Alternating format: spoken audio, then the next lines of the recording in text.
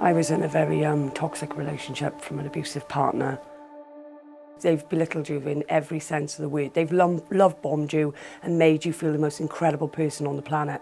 And then they throw you to the floor and they make you feel like the worst human being that ever was around. I was trapped.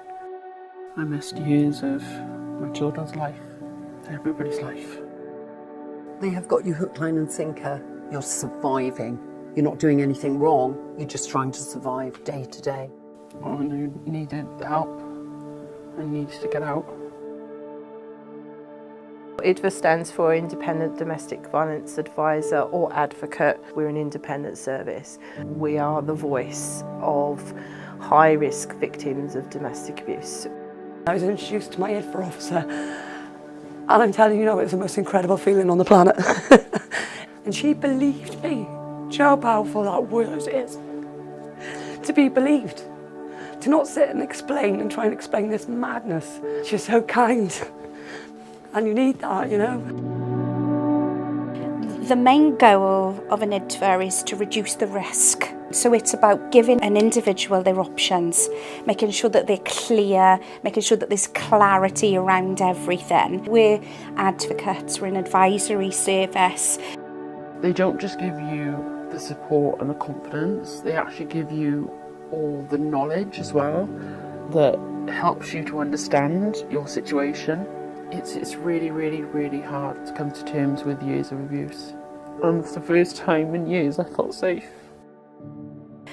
Most of the things that come through our service are shocking. The coercive controlling behaviour and manipulation is something that really sticks out almost daily with every case we look at.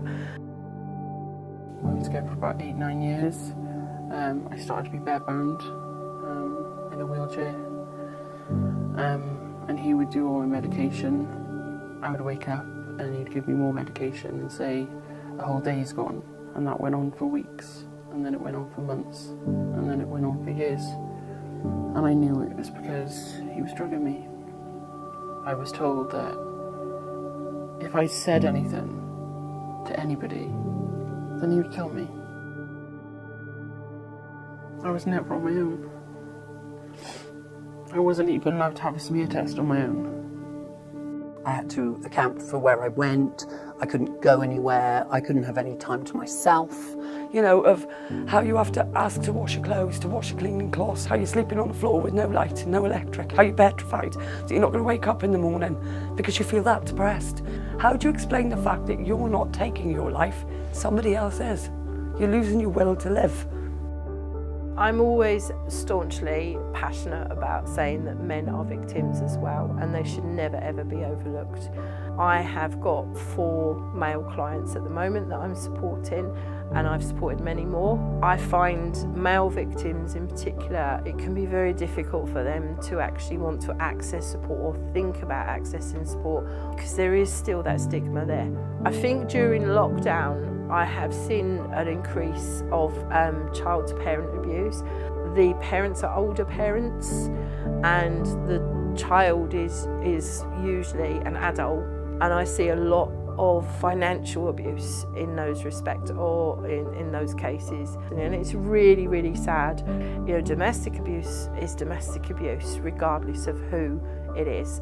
It's scary for an individual to come forward. They don't know whether they're going to be believed. They don't know if they have the capacity, the strength.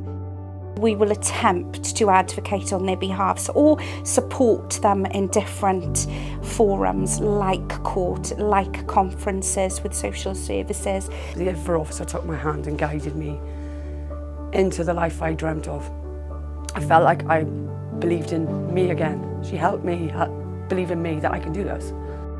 If it wasn't for the support of the IDVA, being there as a presence in court and all the telephone calls, all the background information that they support you with and direct you to, I don't think I'd be here. There's a massive amount of help and hope out there as well. I actually loved myself for the first time. And if I want something, I go out and get it, and yeah, I don't hold back because life is too short.